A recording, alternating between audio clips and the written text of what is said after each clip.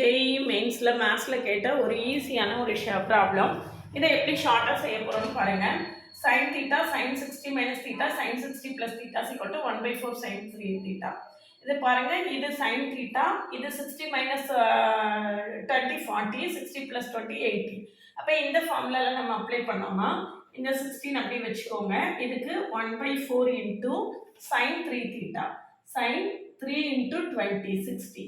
So இந்த இதில் 4 cut ஆயிரும். Equal to 4 sin 60 equal to 4 into sin 60க்கு வேல்யூ வந்து √3/2. சரியா? sin 60 √3/2.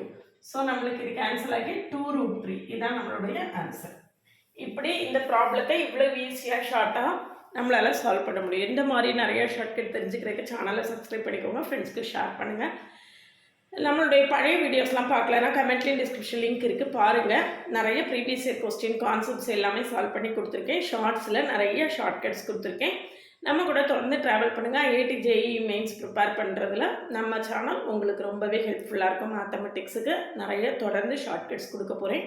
சேனலுக்கு நீ வந்தீங்கன்னா சப்ஸ்கிரைப் பண்ணிக்கோங்க.